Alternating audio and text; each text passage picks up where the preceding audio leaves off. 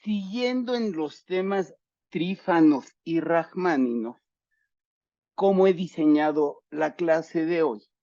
Miren, si recuerdan en el documental de esta vida, ¿cómo llamarle?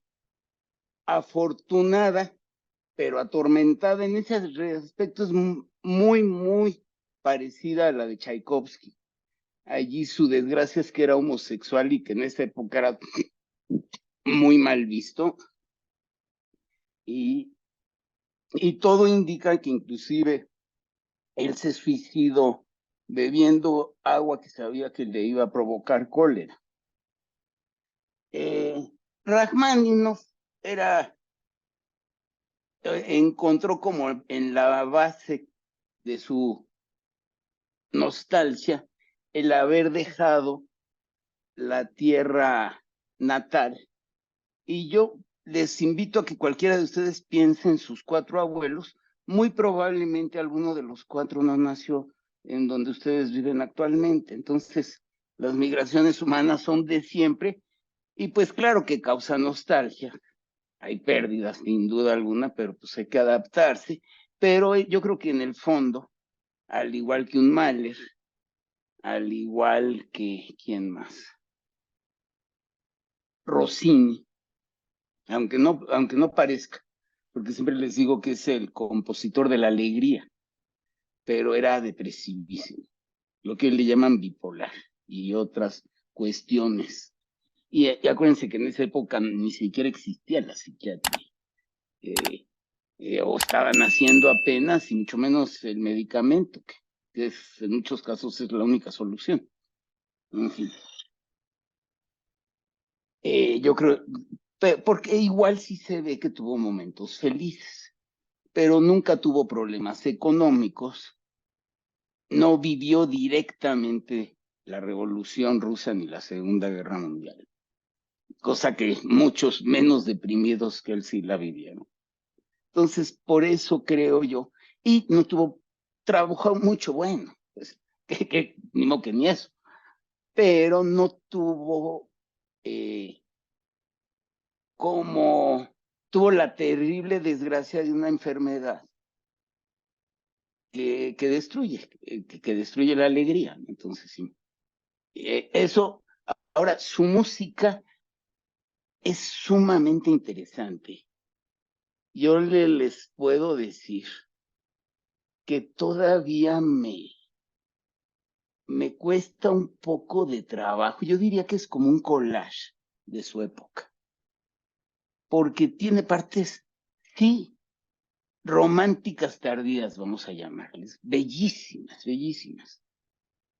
Otras pegajosísimas, otras mecánicas, como de arte de la vanguardia soviética con Lenin al principio, constructivismo y ideas de arte moderno extraordinarias, incluso como Kandinsky, ideólogos del arte. Y tiene esas partes también, entonces es como un collage. Es melódico, pero no es melódico, rítmico, pero no es rítmico. No es como Shostakovich, que Shostakovich se nos daría como narrando una especie de novela histórica. En cambio, Rachmaninoff mezcla muchísimos episodios personales en su música también. Yo diría que probablemente Shostakovich es en ese aspecto el músico más colectivista, digamos, que habla por la sociedad más que por él. Y un poco Mahler, ya ven que Mahler habla de todo.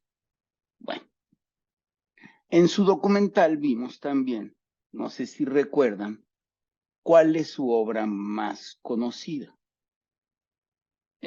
Hasta eso es un músico del cual les he hablado poco, que vendría siendo una especie de Liszt en el violín, que es una figura, digamos, mítica, más que musical probablemente, porque, ¿saben qué? Tenía pacto con el diablo. era de lo que se decía, que por eso tocaba tan bien.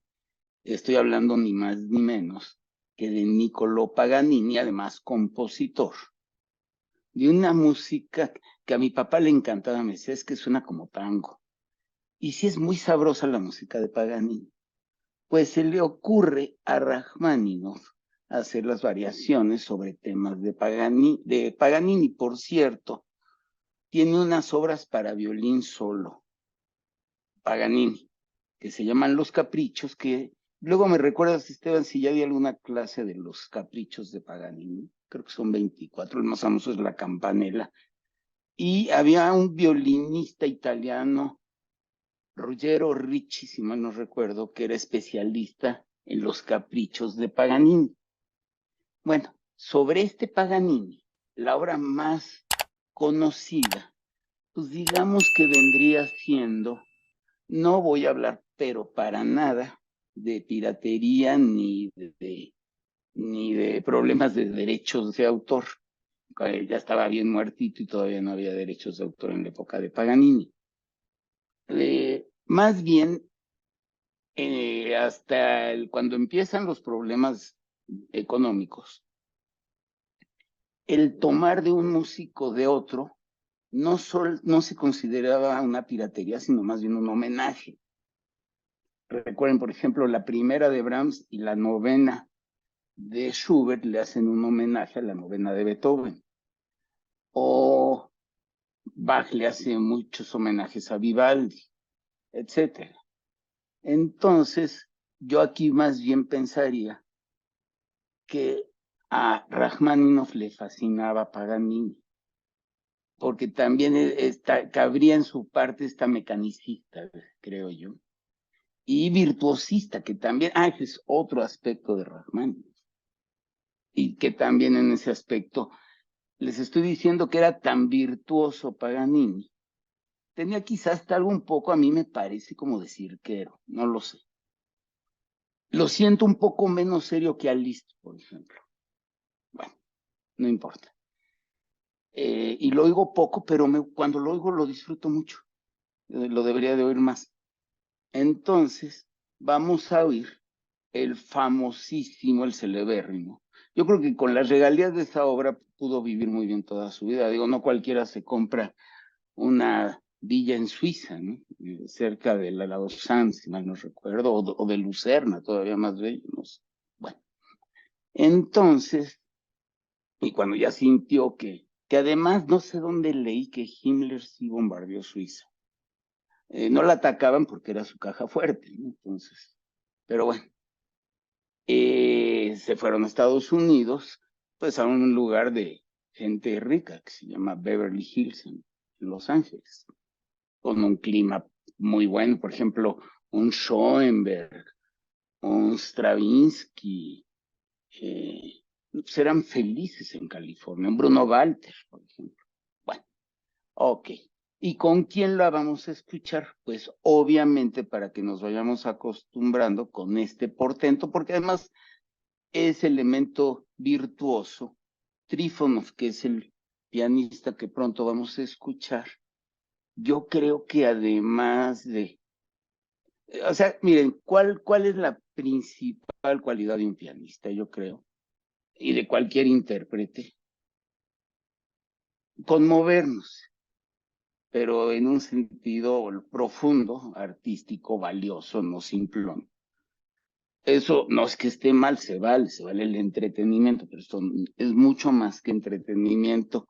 Si le damos esa importancia, lo vamos a disfrutar mucho más. A esta y a cualquier clase o a cualquier evento de buena música. No es como para tenerla de fondo y estar pensando o haciendo otra cosa, eso se llama FM. Esto hay que escuchar, no que oír. Y se los recomiendo, inclusive, obviamente que hay cine de arte, es maravilloso. Por cierto, también les debo mucho de eso. Pero con esta insistencia en Trífonov, en Rachmaninoff, y por supuesto, nos vamos a llevar nuestra ración del tercer concierto. Vamos a llegar muy familiarizados al concierto, entonces ya luego me platicarán cómo lo escucharon los que pudieron asistir a varias clases, o a todas, o a una, si, cómo les cambió el momento en sí del concierto por la clase. Allí vamos a entender muchas cosas que inclusive yo como su maestro quisiera entender. Entonces va a ser, aparte que ya me lo estoy saboreando, porque pues hace muy, bueno, no tanto, en noviembre estuve en un gran concierto, pero pues sí, un par de estos al año me daría yo por muy bien servido. Ok, entonces vamos a empezar, por favor, con las variaciones de Paganini con Trífonov y un subin meta que para esta obra todavía está joven. Me imagino que es la Filarmónica de Israel, o quizá Los Ángeles, o quizá Nueva York, no estoy seguro. A ver si Esteban nos ayuda ahorita y nos dice con qué filarmónica es. Porque así fue subiendo, Los Ángeles, Nueva York, Israel, o cambiando. No las estoy jerarquizando a las tres orquestas. Las tres son muy buenas. Yo creo que son de nivel doble A, digamos. Excelente, ¿no? Triple A, la de Berlín, las rusas y el conservador. Muy probablemente Dresden y Leipzig. Entonces, por favor, Esteban, vámonos con las variaciones y disfrútenlas. Son verdaderamente deliciosas, acrobáticas, rítmicas. Esta es quizá, y no lo digo peyorativo, de las obras más fáciles de escuchar de Rachmaninoff. Quizá por eso es tan popular. Adelante.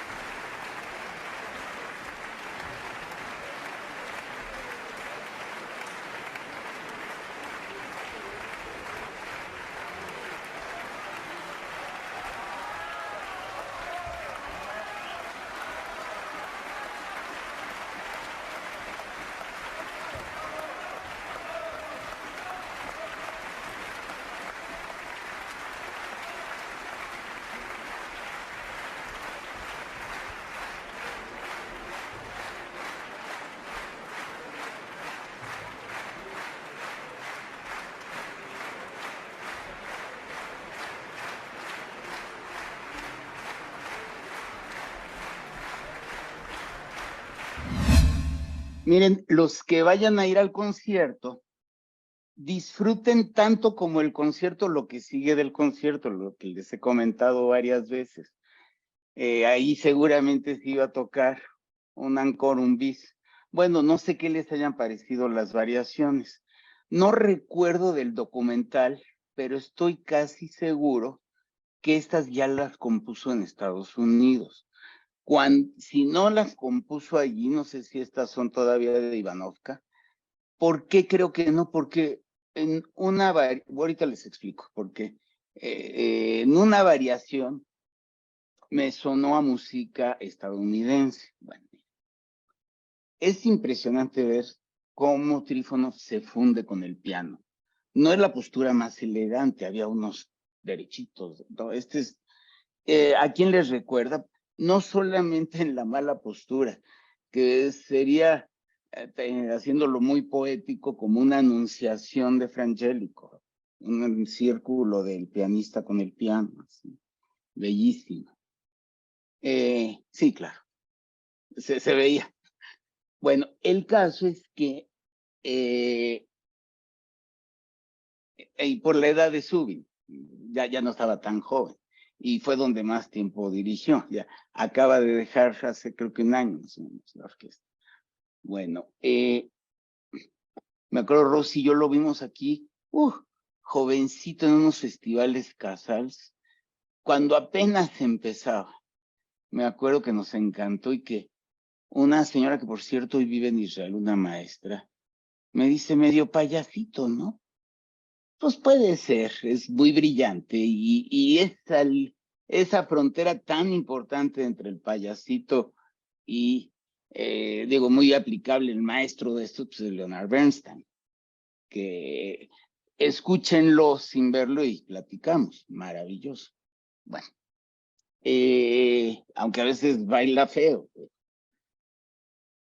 se vale todo, si es con honradez y con sinceridad. Bueno, pero sí creo que vendría equivaliendo, miren, no es tan excéntrico como Glenn, pero tiene lo suyo de excéntrico también, como cualquier genio. Pero en el aspecto de su pasión por el piano, con lo que comentaba que prefiere no escuchar nada un día antes y habla tanto de ese aspecto que quizá perdemos mucho de vista, que si lo pudiéramos enfocar más en todo lo que hacemos en la vida, pues yo creo que viviríamos mucho más plenamente, pero como que no andamos muy educados, que se llama concentración. He oído partidos de fútbol donde dicen es que el defensa se desconcentró. Pues como que uno piensa, se desconcentró, pero ¿cómo? Como que no me entra mi lógica. Pero nos pasa a todos, en un momento dado, en otro, o por una preocupación, por una obsesión, por una pasión, o porque nos pasa y punto. Entonces, estos genios, es más, hay una fórmula muy fácil para no distraerse, que es la memoria. Aquí sí, en este aspecto la memoria, no inteligencia, la memoria, ayuda muchísimo. Además, un gran director o un gran solista se la saben de memoria. Yo recuerdo, escuchaba en la casa del maestro Sabre a pianistas que pretendían llegar a clásicos y hasta no clásicos. Y yo estaba mucho con ellos. Entonces recuerdo que 100 veces tocaba en la misma escala. O bueno, mi papá, inclusive con el maestro Sabre en sonatas para violín y piano, 100, 200 veces con pasitos de este tamaño. ¿No? Es un trabajo muy arduo, de mucha disciplina. Pero este Trífonov, en ese aspecto, lástima que no encontré, pero una vez vi en la televisión un documental sobre su vida actual en Nueva York. Y es espectacular, como cualquiera goza de irse a caminar a Central Park y todas las maravillas que nos ofrece Nueva York, pero aparte, cómo le tupe el piano, horas, y es disciplinado en todo, hasta en su ejercicio, corre diario, un poquito excéntrico, tenía que ser. Pero yo creo que tiene esa maravillosa pasión. Y qué bueno que lo vamos a escuchar. Porque si no me equivoco, es tan genial que lo que menos, y hoy en día cobran tanto, y son gente muy adinerada. Cuando hay uno lo que dan un boxeador, un futbolista famoso, digo, para llegar a esos grados hay que ser excelente, de acuerdo, pero son unas cantidades de dinero, yo creo que un poco desproporcionadas, ¿no? Pero qué bueno que deje de dar conciertos o que dé 1 o 2 conciertos al año, es que eso es lo que debería de ser. Si no se vuelven ejercicios monótonos, tramposos y repetitivos, es lo que decía Glenn. Y creo que tiene razón. Además, eso de vivir en aeropuertos, pobre gente. En fin. ¿Qué más? No sé si reconocieron la melodía tan, tan, tan, tan, tan. Me recuerda, obviamente, la Sinfonía Fantástica de Berlioz, pero también la película maravillosa The Shining de Kubrick con Jack Nicholson, de terror. Si se acuerdan, pam, pam, también la mete. Y no crean que de la Fantástica de Berlioz es un himno mucho más antiguo todavía. Bueno, les digo, son homenajes, no son piraterías. Miren, en algunas variaciones sí, y en otras no, reconocí a Paganini, sobre todo a la campanella. Lo mismo si recuerdan, bueno, a mí me pasó, no sé si recuerdan, que por cierto estuvieron muy disfrutables, fue cosa muy curiosa, una petición desde Brasil, no sé si se siga metiendo este señor de Brasil, pero no, me pidió las variaciones Diabelli, y te lo agradezco muchísimo, porque las disfruté muchísimo, y me pasaba lo mismo, yo trataba de unirlas con un tema. No, hasta escuché el de Diabelli, y como que no es fácil, no encontré yo, cuando menos sé si lo conductor, pero tampoco es importante. Luego, por ejemplo, hay otra variación, una muy nostálgica, muy triste, muy rusa. O sea, al mismo tiempo suena rusa triste.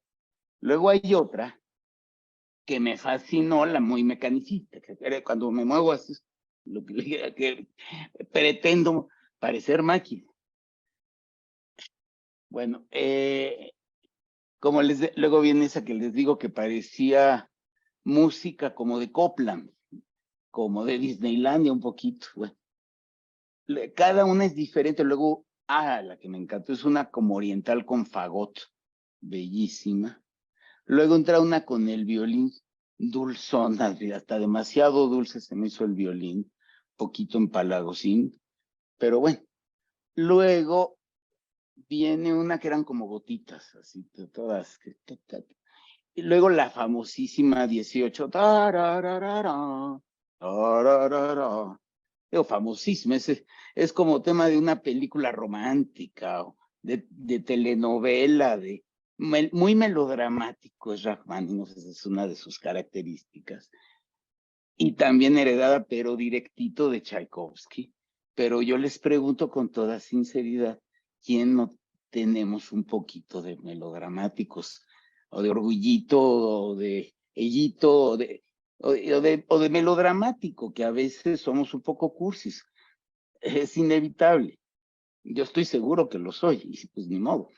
Bueno, luego se dieron cuenta que aparte de todo es un gran melodista. No solo tiene lo nostálgico y triste de Schubert, también tiene lo melódico. Le sale la melodía con una facilidad impresionante. Y ya por último les diría, dentro de sus muchísimas cualidades, nos dimos cuenta, que es un orquestador extraordinario.